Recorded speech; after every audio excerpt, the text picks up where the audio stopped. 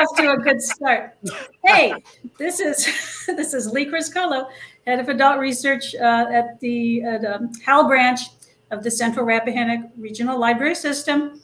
We are here today on June 17th with a lunch and learn about Juneteenth with Mr. Chris Haley, and we have Ingrid April with us as well. So just a couple of housekeeping items. We're going to save our questions and comments for the end of Mr. Haley's presentation. So if you have any questions or comments, please put them in the Facebook comments and we'll share them with Mr. Haley at the end as we have time. And if you need closed captioning, there is a CC button at the bottom right of the Facebook player that you can click. So I think that's everything I have to say. Ingrid, would you like to introduce yourself and introduce Mr. Haley for us? Absolutely. I also work at Central Rappahannock Regional Library. Lee and I just work in different branches there, but we've been collaborating on today's presentation on Juneteenth. And so I'm really, really excited to be able to introduce Chris Haley. Chris is actually the director of the study of the legacy of slavery in Maryland at the Maryland State Archives. He's a gifted actor, director, and filmmaker who co-directed the 2021 Capital Region Emmy-nominated documentary Unmarked about underserved and sometimes unknown cemeteries of free and enslaved African Americans. He performs on stage and screen. He has performed at the Claridge Casino at Atlantic City and also on one of my favorite shows, HBO's The Wire. He currently has 3 poetry books for sale on Amazon. And I'm imagining that his interest in history, slavery, and the arts came pretty early in life because he is the nephew of beloved author Alex Haley of Roots fame. So we are so excited and honored to have you. And I am going to get quiet there so you can share with us. Go ahead, Chris. I'm gonna remove Ingrid and myself from the screen so you can Mr. Haley can do his presentation. Okay, thank you both so much. So you're going to pop up the presentation now, just so you all know the magic that is. There it is, the magic that if we were in person again, which nowadays we do many things that are hybrid, and many of these things we do are virtual. So here's a virtual presentation today. Otherwise, you'd be sitting in a room or sitting at the library, and you'd be looking at this huge screen, and I'd be very animated in front of the huge screen. So now we have however large your browser is or however large your computer is watching this presentation. So thank you very much for the lovely introduction. And I am Chris Haley, and I'm just very honored and also, I guess, humbled by having been asked to do this presentation, because in many ways, even though I've been, I guess, born into history, so to speak, and not because of my uncle, but just even before he became world-renowned with the publication of Roots, after being the collaborator with Malcolm X on the autobiography of Malcolm X, I was always thrilled and I was always interested in African-American history and Black history, because from a very young age, which is to say probably 9 or 10, my grandmother, who was a teacher, gave me a book which I still have to this day, which is called the American Heritage History of the Negro in America, which shows you how old it is again, because Negro was the accepted term at that point. And one of the things that was fascinating to me about it was that within this book, there were so many images of individuals beyond Harriet Tubman, Frederick Douglass, and George Washington Carver, who were probably the only 3 persons I really knew about at my very young age, if I guess that's about the 3rd grade or so. And so looking at this book, I was fascinated to see how much was out there that I was not being taught, that I was not able to find a readily available book in my library at that time in Washington. Well, actually, it was the Tacoma Park, Maryland area in Washington, D.C., Northwest D.C. So it sparked in me this desire to look further into history and into the history of my own lineage, or at least one part of my lineage. And I say that to begin this presentation because this is a library presentation. or for a library and for a library system. And as I was looking at the introduction, the illustrated introduction of this presentation today, it mentioned that this is about Juneteenth, where I'd be sharing facts or traditions or things of that sort about Juneteenth for school-age children as well. And I want to take this opportunity to if there are any persons out there who are considered school age, which I would say at the point when I was introduced to it, I was only, as I said, 8, 9, or 10.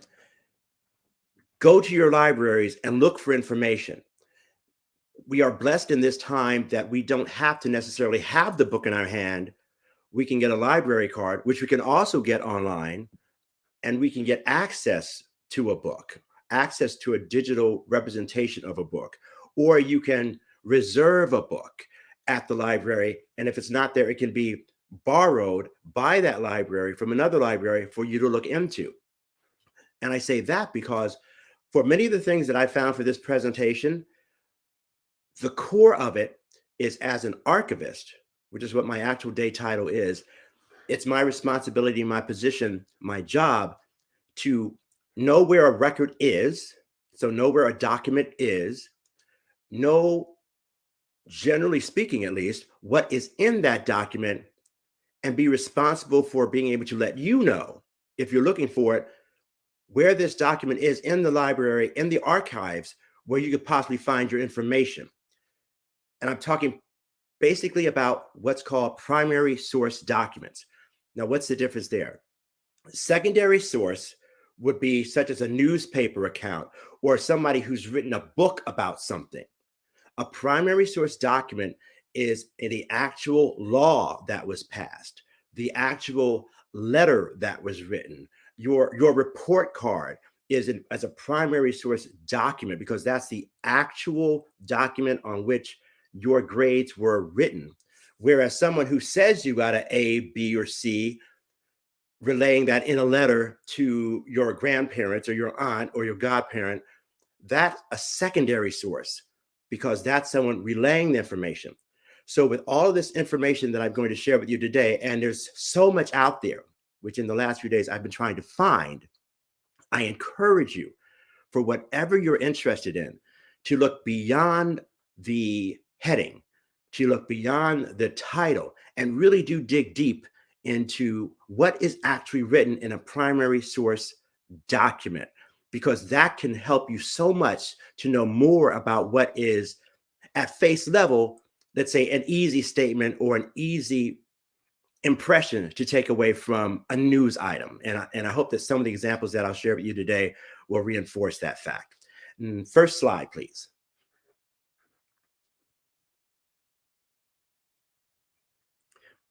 Fourth of July, 1776. We all know what that is. That's when our country became a nation, declared itself independent from Great Britain. And within this statement that was made during the American Revolutionary War, and I have the dates there, April 19th, 1775 through September 3rd, 1783. So very early in, we had already declared ourselves separate, our own nation, and we were acting under that independency, so to speak. One of the key lines that we always will remember and remind ourselves of is that we hold these truths to be self-evident, that all men are created equal. And when you think about that, at its core value, what does that mean? It means that when you walk anywhere in this world, you see people, you see human beings, and you do not see differences in human beings in their basic physiography, except for the fact that perhaps one's taller, one's shorter, one's wider, one's thinner, one's of a different shade from another. But generally speaking, we are all equal to the eye and equal to the physicalization of who we are. However, we know that within our country and within many different nations, the practice did not follow those words. And so within this American Revolution, it was also often stated that the patriots were breaking free from the slavery, from the tyranny of Great Britain, which, as we know, was ironic because at the same time that the term was used by the founding fathers and those who fought in blue or whatever color they could get, whatever clothes they could get, there was this benign acceptance that there was slavery on many people who were living in these colonial states at that time. Because of this, many of those persons of African descent or persons who were of African descent and were native born then in those United States fought for their freedom, fought either for the American patriots with whom they believed that if this nation for which we have toiled as enslaved individuals and or as freed individuals, such as a Benjamin Banneker, if they win, surely they will honor the words of their Declaration of Independence and free the rest of us. So from the documents that I have read, and again, I encourage you to read laws or read statements, which you could find online, can find online, that will verify these estimates that 5,000 persons of color, 5,000 Black people, Black Americans, in some way fought with the American patriots. It wasn't until I think 1806 or even the late 1790s that the United States banned Black people, Black men from fighting, from physically fighting in the military for the war, for our cause, so to speak, or whatever our causes were at the time. While approximately 20,000 chose to aid the British, both sides joined to seek their own eventual freedom. And remember that another term that's used within the Revolutionary War is rebels, which is what we were considered. Loyalists were considered those people who were loyal to the British crown. So remember that too. We were considered the rebels. Those who remained loyal to the crown were considered loyalists. Next slide. As I mentioned, approximately 20,000 persons, Black persons, aided, either fought specifically or aided the British effort because of this proclamation, Dunmore's proclamation, which again, read about it online. There's many different websites that reference this individual, that reference this proclamation that was made in order to weaken the resources of the colonial rebels, our founding fathers, for their own freedom, by stating that the enslaved persons that were owned by individuals who were fighting against the crown would be free if they joined British forces. Now, I think this, I'm not really sure if you could see this at home, but if you could see it, if you can read it, and I'll see if I can read it a little bit right here, or where it gets to the point in the middle of it. And this is a copy of the actual document. Many times what you will see online is just you will see this illustration of who appears to be Lord Dunmore, whose actual name was John Murray, governor of the colonial Virginia, with one or two African Americans, and apparently showing him this document, which indicated, this is my proclamation. If you join us, you will be free upon our defeating your owners here in so-called America. And let me see if I can find it here. It's so hard to read, but you can find it online. And so I don't want to spend too much time on it. But again, look for original documents, if at all possible, to further your information about what is out there and what is said, because many times you read a document and it's only the first few lines, and there's more to what a document says than just the first few lines. Ordered freedom, that's what I have on the side, that offered freedom for enslaved who left the Americans to join British forces. Now, even with this, one might have thought that so many individuals would have joined, and many did. Many tried to help them in the ways of just offering their services to the British forces. But for this specific, historians have said only approximately 1,000 or less actually acted because of this proclamation. And it's also very important to note that this proclamation was specifically for those individuals who fought for the rebel causes against England. It was not to free anyone who was enslaved by those in the United States of America at that time who had remained loyal to the British. So remember that too. It wasn't offered to all Black persons in the United States at that time, but only those who had rebelled against the British Crown. And remember that, because that comes to be a similarity later. Next slide. Vox Africanorum. I am the director of the study of the legacy of slavery in Maryland at the Maryland State Archives. So most of what I specifically have researched or had staff research for me or under my guidance, what have you, pertains to the state of Maryland. Since Maryland borders Virginia, many of the laws or many of the concerns were felt relatively equally. The pressures, the external issues, because they were neighboring states. One considered a border state, Maryland, and one substantially considered a southern state, as Virginia became the heart and the capital of the Confederacy in Richmond. But this was an editorial written by freed Blacks about the hypocrisy of slavery in the newly formed United States of America on May 15th, 1783.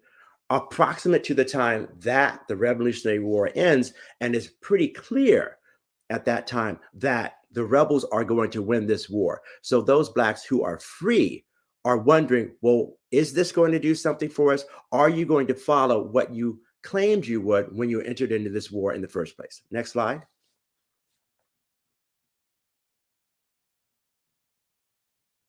And this is a little bit easier to read, at least for me it is, hopefully. So that wisdom, justice, piety, and fortitude, which has led you to freedom and true greatness, we now appeal. Freedom is the object of our humble address, our abject state of slavery, a state of all others, the most degrading to human nature, is known to every American. We shall not therefore descend to the disagreeable talk of wounding the feelings of any by description. In the language of your humble address to the inexorable throne of Britain, permit us humbly to address you. Liberty is our claim.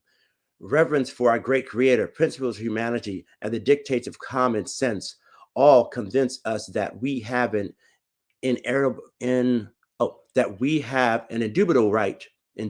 right to liberty. Has not the wisdom of America solemnly declared it? Attend to your own declarations. These truths are self-evident. All men are created equal. They are endowed by their creator with certain inalienable rights. Among these are life, liberty, and the pursuit of happiness. We shall offer no arguments. Nay, it would be insulting to the understanding of America at this enlightened period to suppose the flood in need of arguments to prove your right to liberty. It would be to suppose she has already forgot those exalted principles she has so lately affected with her blood. Though our bodies differ in color from yours, yet our souls are similar in a desire for freedom. Disparity in color, we conceive, can never constitute a disparity in rights. Reason is shocked at the absurdity. Humanity revolts at the idea.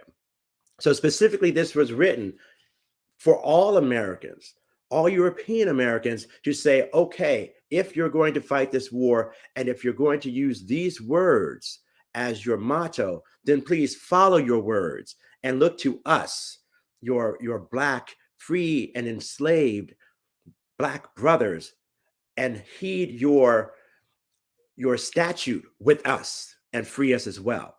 So the mindset was certainly already there and known to people who were Black, that if you're going to do this, do it for all people who live in America and not just for ones of a certain shade.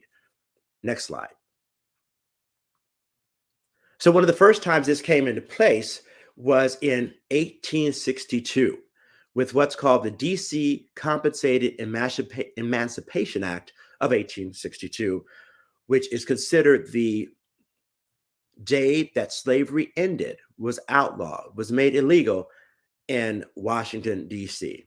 The proclamation was signed by Abraham Lincoln. And as you note, this is before the Emancipation Proclamation of January 1st, 1863. It's before Juneteenth, which is, of course, June 19, 1865. It is before slavery ends in Maryland by the state legislature with a new state constitution, November 1st, 1864. And this is what it says. Being enacted by the Senate and House of Representatives of all the United States of America and Congress assembled, that all persons held to service or labor within the District of Columbia by reason of African descent are hereby discharged and freed of and from all claim to such servitude or labor. And from and after the passage of this act, neither slavery nor involuntary servitude, except for crime, where the party shall be duly convicted, shall hereafter exist in said district. Now I bring to mind two things within that.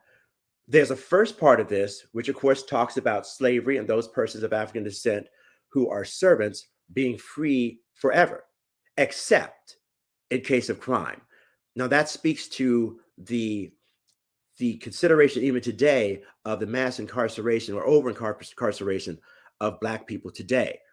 It was already written into these emancipations, which I'll read a few more later, but people don't say that. It's not read. But if you read the whole document, you do find a similarity here. But also specific to this is the time frame and those persons affected. Approximately 11,131 persons were free at the time of the census in 1860, so who would have theoretically been affected by this in 1862. 31,000 plus were enslaved at that time. But it's called the DC Compensated Emancipation Act. Why is that?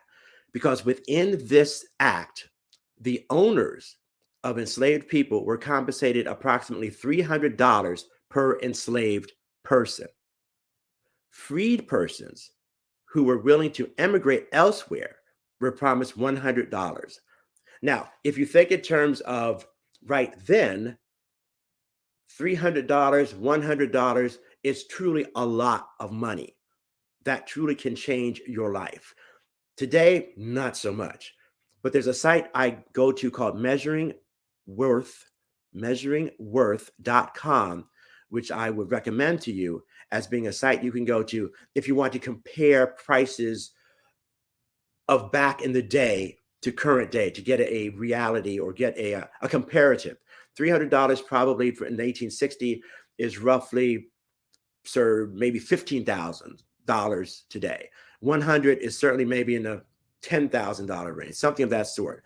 But again, go to measuringworth.com. But as you see here, Black persons who were freed would be paid $100 if they would leave.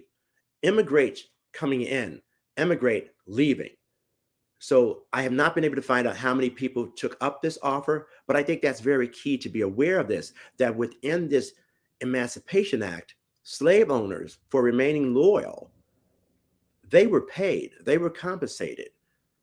And Black people would be compensated beyond being freed with money if they were to leave the city. And my belief, I'm not exactly sure on this, so please check it, was to leave the United States of America, and they would be paid $100. If not, they would be freed, but they would not be given anything along the lines of what those persons who had owned them were paid to forcibly let them go. Next slide. And just to show you that there are actual documents. Now, I know I'm not even going to try to read this, but within this is what the verbiage that, or the text that I read. So you could find actual copies of this. If any of you go to DC, I don't work for this organization or this place, but the African American Civil Rights Museum in Washington, D.C., the DC archives, perhaps you can find this document. I would call first, I would email, send a letter to see if this document is viewable so you can actually see it. But this is one of the things I mean by trying to find a primary source document to reinforce what's stated. People may write articles about something, But if they're writing articles about something, see if there's a source, a bibliography that shows from whence they found that piece of information that you can then look at yourself. So this is just to show you that there really is a document and it's out there for you to be able to look at yourself in person, or at least online in person. Next slide.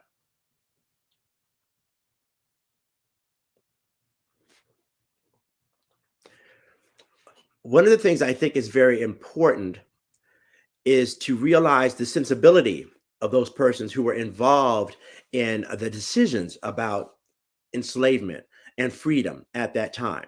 And of course, as huge as many people we talk about in this discussion, such as a Harriet Tubman, such as a Frederick Douglass, obviously Abraham Lincoln is a person that we talk about because he was the person who put into place the Emancipation Proclamation of 1863.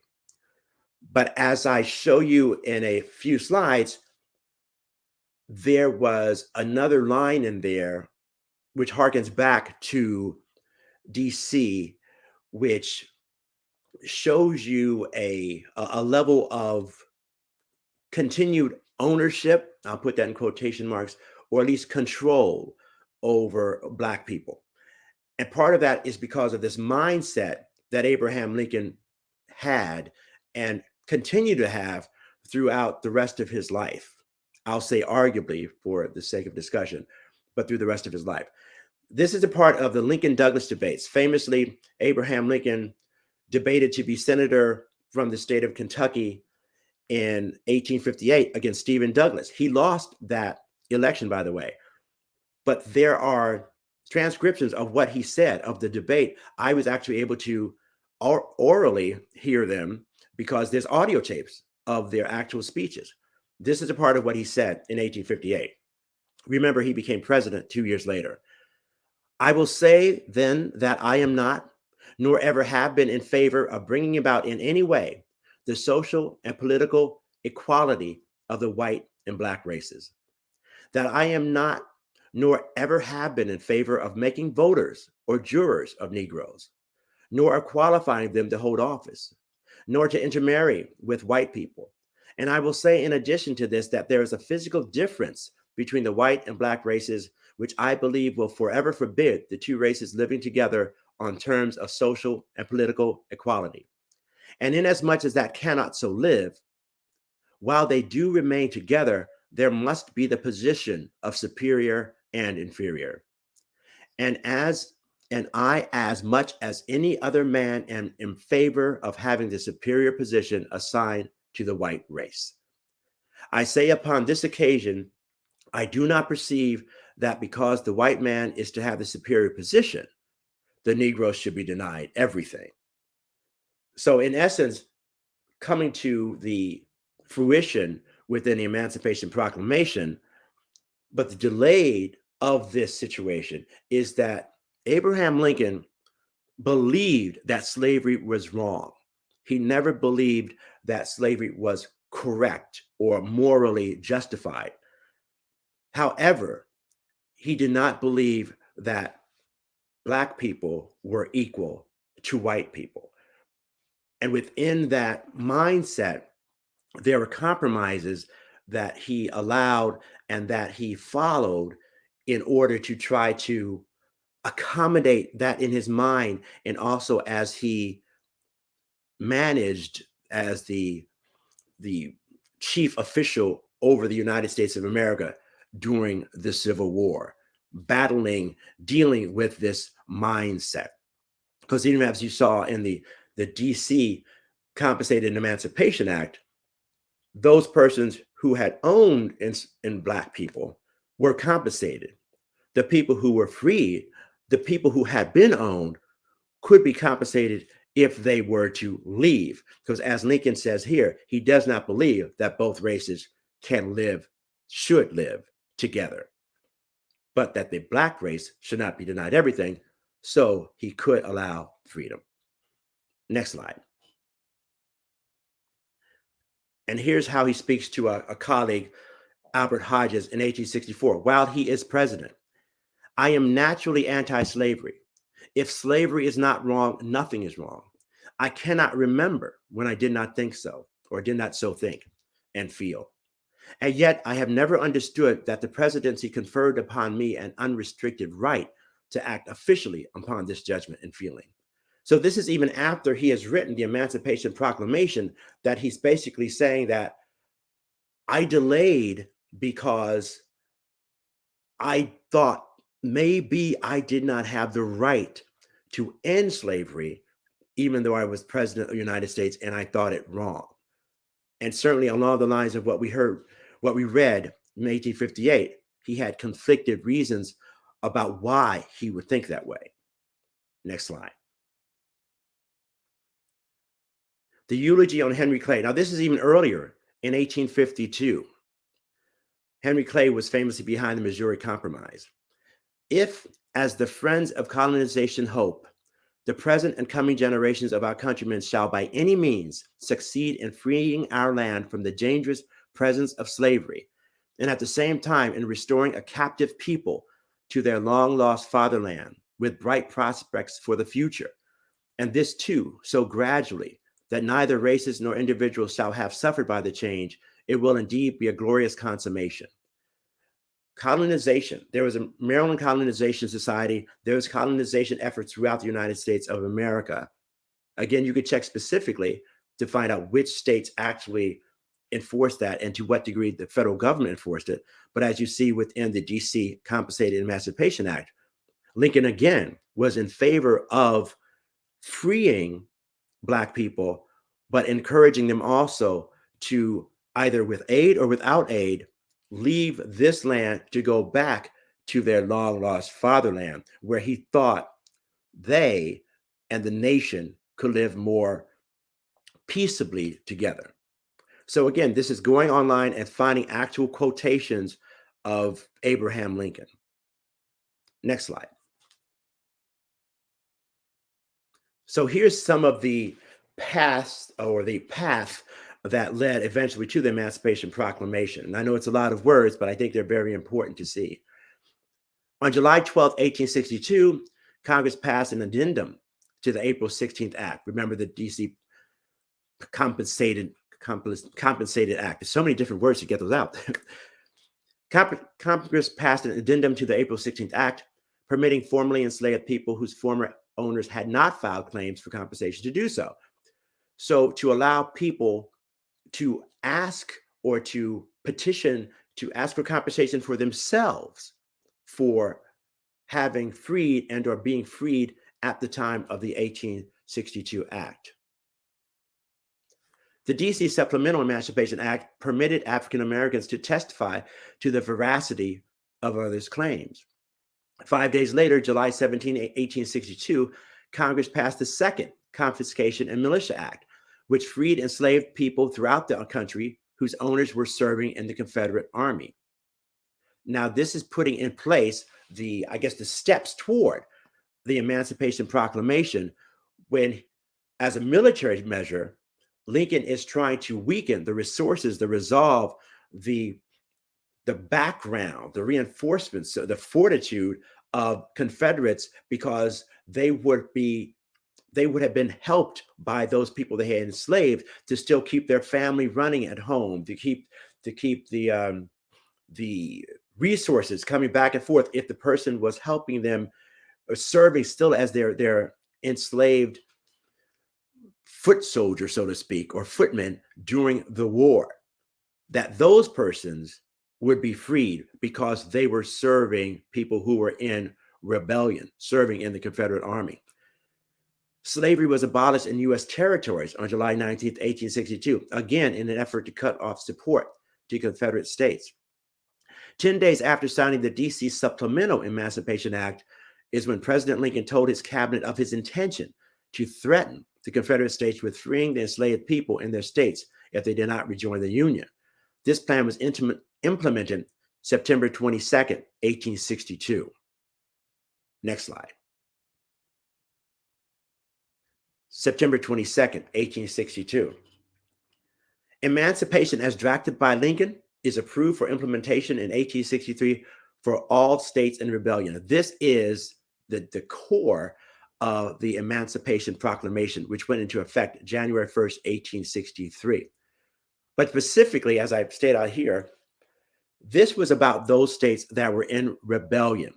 Now remember, think what that means. There are states that have remained loyal to the Union, of which Maryland was one, and they were considered a border state. Also, Kentucky, Missouri, and Delaware are considered border states. Those border states were loyal to the Union. The people who were enslaved in those states were not freed.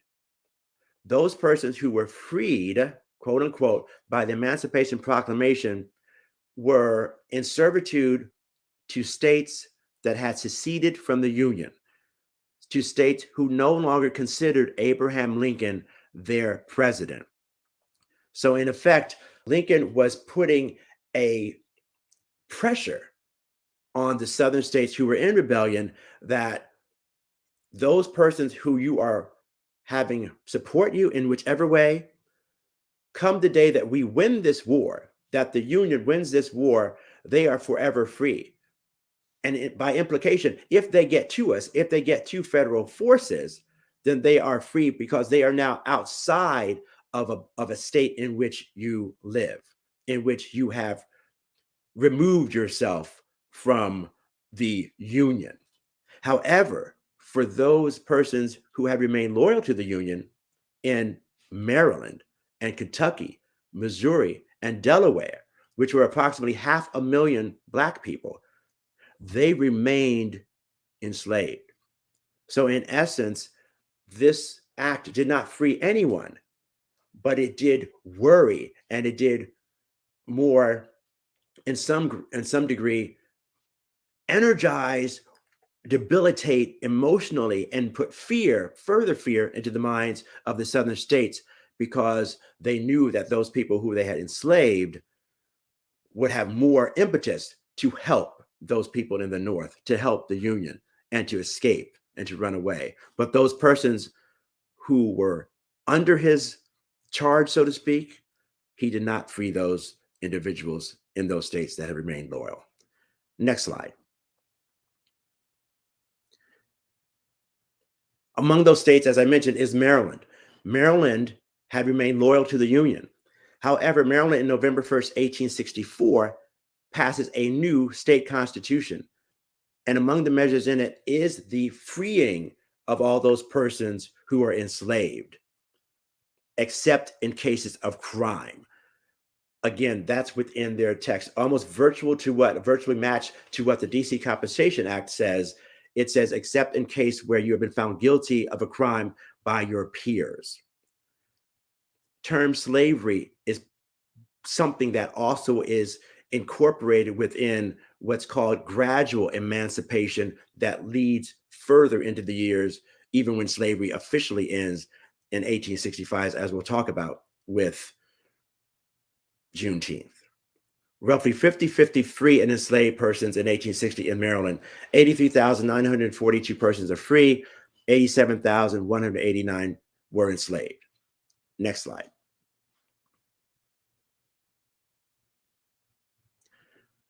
Just to show you, as in today, things of this magnitude would receive coverage in local papers. I know this is very blotchy, but just to show you a point of view. It was very mixed, a mixed point of view in Maryland, divided pro and con for slavery.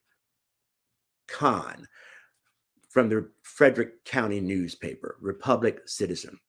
While Congress is laboring diligently for the emancipation of the Negroes, and the Army and Navy are practically enforcing the wildest vagaries of the abolitionists in freeing the Negroes by thousands and turning them loose upon the country, the northern states are becoming justly alarmed with the apprehension of being overrun by thriftless, lazy persons of color who must necessarily become a pest and burden to the people of those states. So this is, as you see, April 11th, 1862. Frederick County knows, or the persons of this mindset, knows that the District of Columbia is probably going to free their citizens, their enslaved citizens, very soon. So they're aware of this, and they're aware of the pressure it puts on them. They're aware of the tension and the stress of the Civil War. and they are not liking it. So that is expressed in this view of this newspaper. Next slide. Eastern, this is in the Eastern Shore in Talbot County. This is a county in which, by the way, Frederick Douglass was born. He was born in Talbot County. Harriet Tubman was born in Dorchester County. November 11, 1864. So this is after the Maryland Constitution of 1864 is passed and enslaved people are free. Those states are most prosperous, which extend facilities to settlers, encourage their industry, and promote the happiness of the population. The influence of slavery is exerted permanently against these blessings, and remove that obstacle in the community, spring forward in the energy and prosperity of a new career. Maryland is free.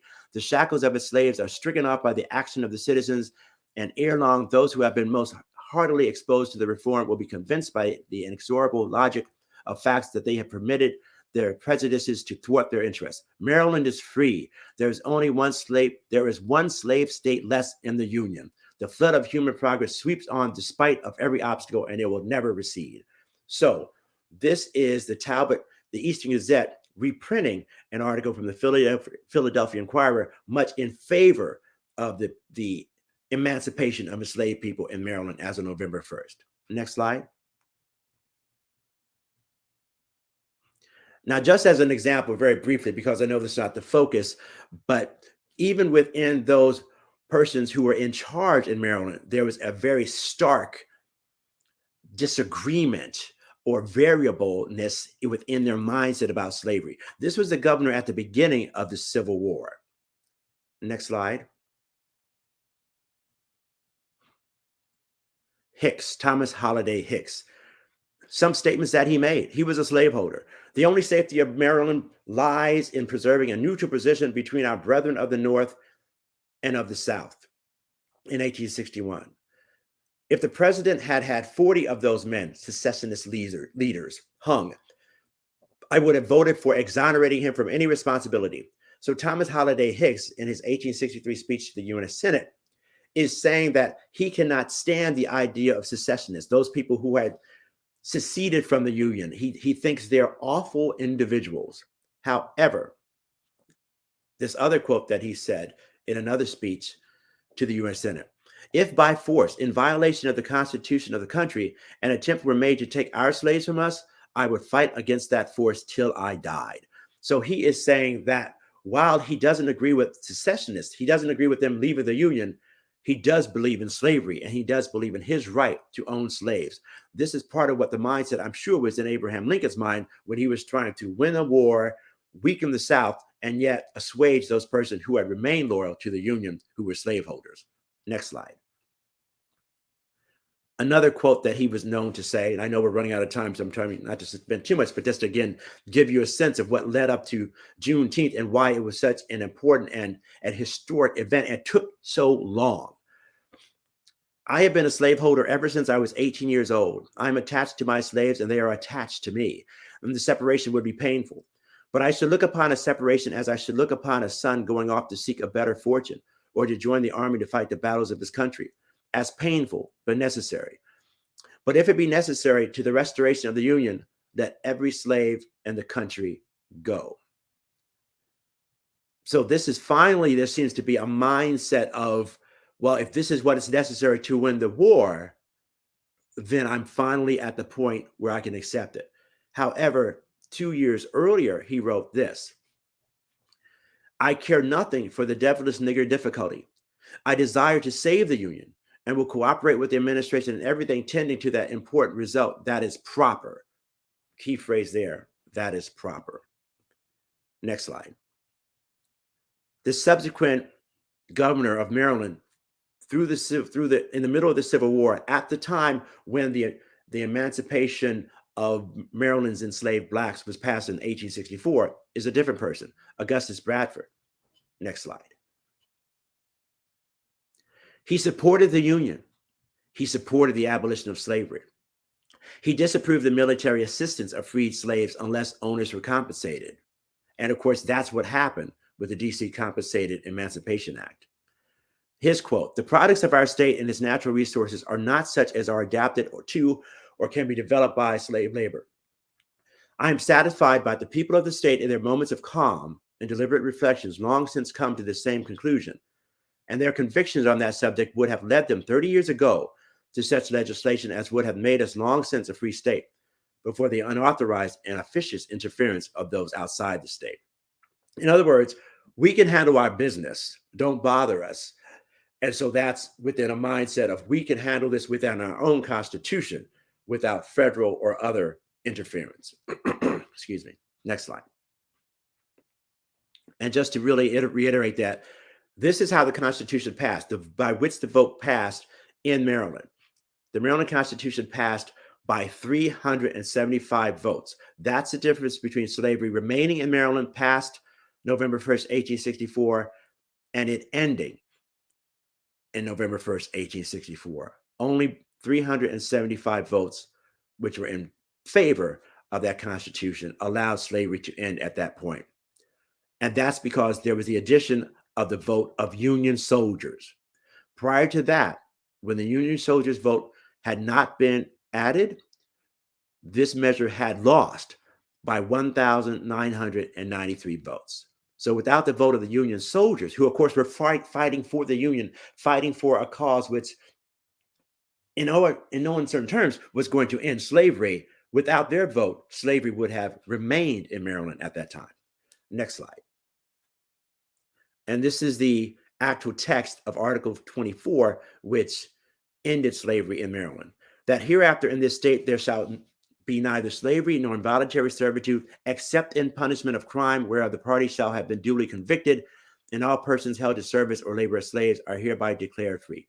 Again, remember that phrase, except in punishment of crime, where the party shall have been duly convicted. Very similar to the earlier statements that I read and these proclamations and the DC Compensated Proclamation Act, Emancipation Act.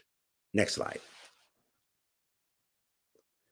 Just as, for instance, this is from the Encyclopedia, Virginia, which is an online resource. You all can go to this just to give you a general sense, and this can be shared with the library if you want to see these stats for yourself.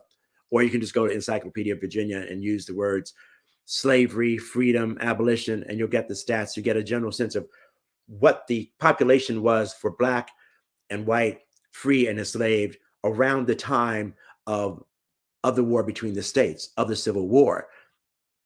Virginia has the largest number of mixed race enslaved people of all southern states, totaling 44,299, or just over 10% of the enslaved population was of mixed race. Total population of slaves in Virginia in 1860 was 30.7, almost 500,000 individuals, 30.7% of slaves among total Virginia population in 1860. And then the percentages in Albemarle County was over half of the population was enslaved. Next slide. Free Blacks in Virginia numbered 58,042 on the eve of this American Civil War, or 44% of the future Confederacy's free Black population. So that's the whole Confederacy. 44% of the free Blacks lived in Virginia. Of the slave states, only Maryland had a larger population of free Blacks with 83,942. And you could see in the other statistics that I have there what some of the stats were for free Blacks in other Virginia cities. Next slide. According to the federal census of 1860, the population of the United States numbered 31,443,321 persons. Approximately 23 million of them were in the 22 northern states and 9 million in the 11 states that later seceded. Of the latter total, 3,500,000 were enslaved. Now think about that. That means of the 9 million individuals in the seceded states, over 1/3 of those individuals were enslaved Blacks. So think about when the Emancipation Proclamation passes, when Abraham Lincoln is putting it into effect, the mindset that 1/3 of the people in your states, I am saying they will be free, or they are free, basically upon us winning this war. That the pressure that puts on the Confederate states to think about 1/3 of our population, our national population and in our Confederacy national population, even they are enslaved, this other nation that we rebelled against are saying that they will give them their freedom. They are allowing for their freedom. So there's more impetus for those 3,500,000 individuals to fight for their own freedom. Next slide. And we get to General Gordon Granger, who finally, 2 months after the end of the Civil War in Appomattox and the surrender of Robert E. Lee to Ulysses S. Grant, gets to the balcony of the Ashton Villa, the home of a Confederate colonel, and he reads order number 3 that says that individuals who are enslaved there are now free forever. The last outpost in the South to actually physically be reached by Union troops to enforce this measure. Next slide. Of course, you can't read this, but I have it in the next slide. But that's an actual copy of the order. And if you see it online, I can get an image and blow it up. It literally is number 3 on there. You see there's lines in between. The third order in there is the one that speaks to the date, June 19th, as well, when slavery ended, or when the knowledge of slavery having ended was passed along in Galveston, Texas, to those on that plantation. Next slide. Here's a close-up of that. I know it's still very hard to read, but I think in the next slide I have it there. But if you look right at the top, Headquarters, District of Texas, what does it say? Galveston, Texas, June 19th, 1865. And that's one of the things, again, I encourage the young people who may be watching today, or even persons who are a little bit older, who have a little bit gray in their hair like myself, is to look online, if at all possible, and find these documents, because it's exciting. It's exciting, and it's empowering, and it's also, I think, reinforces the fact of history and education is important. And it's important to read the actual documents, to see the actual documents, to know that they exist, because I think it just, as much as we talk about it, as much as we talk about these dates, when you actually see a document, I know for myself, it just means something more to see the history relayed in a piece of paper that you could potentially hold in your hand, because that makes it more fundamentally reinforced than perhaps someone who just says it to you over and over and over and over and over again. Next slide. This is what it said. The people of Texas are informed that in accordance with the proclamation from the Executive of the United States, all slaves are free. This involves an absolute equality of personal rights and rights of property between former masters and slaves, and the connection heretofore existing between them becomes that between employer and hired labor. Now, as I mentioned before, there still is a measure to maintain control over these formerly enslaved individuals. The freedmen are advised to remain quietly at their present homes and work for wages. They are informed that they will not be allowed to collect at military posts and that they will not be supported in idleness either there or elsewhere. Why couldn't they have just left it at this between them becomes that between employer and hired labor? You're no longer enslaved. You can no longer be treated as an enslaved person. You are now treated as someone who is hired by another person, employer to labor. There still has to be put into this measure, take care of yourselves, mind yourselves, because in essence, we are still watching you and maintaining guidance over you, which takes me back to those other statements which were said, unless you are found guilty of a crime by your peers. Next slide. 13th Amendment passes 1865, January 31st, which in and of itself also reinforces that statement, except as punishment for crime where the party shall have been duly convicted, adopted finally by Congress December 6, 1865. Next slide.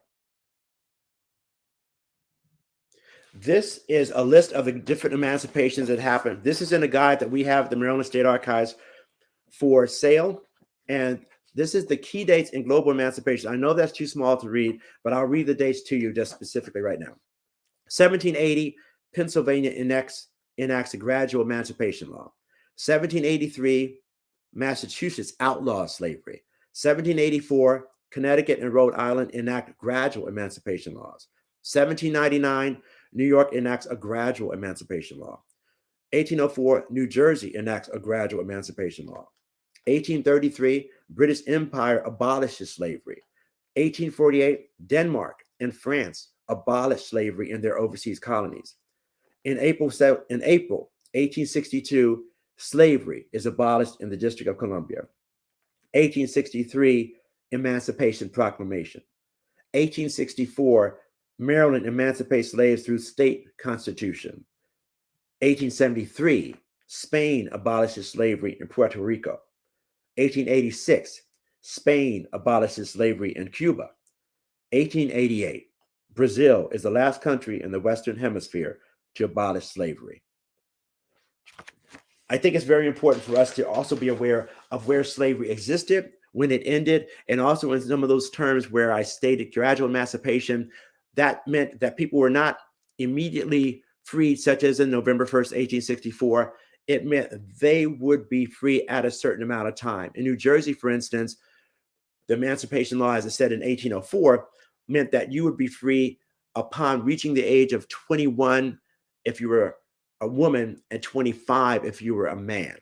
I just read that the other day, so double check that, but I know it's New Jersey says that. So in that statement, it means that you would still be enslaved for an amount of time. It wasn't immediate, so that those persons who were your slaveholders could still benefit from your service and not be immediately affected by it. To some degree, when you look at the DC Compensated Emancipation Act, paying those slaveholders $300 was helping them deal with that immediacy of those enslaved persons being taken out of their ownership. Next slide. And I want to leave you with these important dates as far as specific to our region and to Juneteenth nationally. District of Columbia again, April 16, 1862. Emancipation Proclamation, January 1st, 1863. Maryland, November 1st, 1864. And finally, in Texas, Juneteenth, June 19th, 1865, which was often called Emancipation Day, then Jubilee Day, and then now Juneteenth. And so within that, I thank you for your time. Enjoy the barbecue.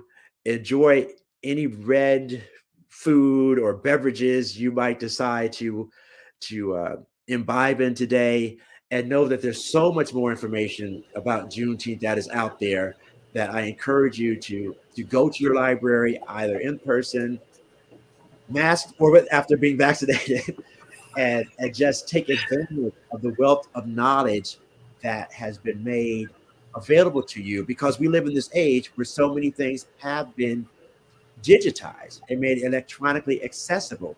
Whereas before, you literally had to go to the Encyclopedia Britannica, and believe me, that would take days, and your fingers would get tired, and your eyes would gloss over. It would just take forever. And then, of course, the librarian would say, "Okay, Mr. Haley, you have to leave now." But now at your own home, you don't have to leave until your parent says so. Thank you. Thank you so much, Mr. Haley. That was a great presentation. We did have a little bit of technical difficulties at the beginning, so there was a lot of panicking and scrambling behind the scenes. Apparently this was broadcasting to the library's Board of Trustees YouTube page for a little while before we rounded it up and got it back on Facebook, this page where it belongs. But the entire recording will be available on the Facebook page here. Okay, thank you. Don't really have time for questions and answers. I do want to mention a book that Ingrid and I have both been reading. It's called Juneteenth, The Story Behind the Celebration by Edward T. Cotham, Cotham, Jr. That is available at your public library. And also wanted to mention that tomorrow, which is Friday, June 18th, we'll be having a question and answer session about Juneteenth with the Stafford County NAACP Youth Council here on our Facebook page at 1 o'clock to 2 o'clock tomorrow. And the link to that should be found on librarypoint.org. That's all I have to say, Ingrid. I just wanted to thank you for an amazing presentation. It gave a lot of great information, and I have a lot of studying to do there, but I'll do that after the celebration. I'm looking forward to great stuff this weekend. Excellent. And there is a website called Juneteenth.com. I think it's Juneteenth.com or Juneteenth.org, which I would recommend that people go to find out more information if they want to go online. And always, whenever you read an article online, as I mentioned before, see if there's a source. So perhaps you can get to the actual document, because again, that's always very reinforcing to find out that it's not just an opinion. It's an opinion based on fact. Or at least based on the fact that somebody else wrote it, or based on the fact that a law or a statute that was actually put in place. It is a great idea to go to those original sources if you can find them. Yes. Thank you again so much. That was really great. There's just like so much to learn. Like you and I were talking the other day that, what I got from my schooling was Abraham Lincoln did the Emancipation Proclamation and poof, everybody was free. But there's a whole lot more to it than that. Right. Yeah. Right. And it's very much it. But I think it's just core to that is that it's not the part that's promoted so much is that in theory he freed all the enslaved people. Well, he didn't free any of it. In point of fact, he didn't free anyone because he was freeing people for whom he had no authority anymore. And the people over whom he had authority, he did not free. And so, and that's two things that are really glossed over. And I think it can be overtly negative to look at it that way. And it is. So then you have to look a little deeper as to why. Why did he do that? Why did he do it in that way? And then you look closer to see, well, when were these people actually freed? And that's when you find out so much more. And again, why even Juneteenth is so important. Because even after it was done and after it was legally enforced by the ending of the Civil War, not everybody had a phone, had an email so that they could spread the word. Girl, you're free now. I mean, you did not have that. So it had to be someone physically to be in your area to let you know that you are now free. And quite frankly, we have the wherewithal, the force behind us to reinforce that fact. Wow. Well, yeah. Thank you again, Mr. Haley. Thank you all. Yes, thank you so much. All right, let me say goodbye and stop the recording now. And like I said, the whole presentation will be available on our library Facebook page. Okay, thank you. Happy Juneteenth, everybody. You too. Thank you all. Happy Juneteenth. All right, thank you.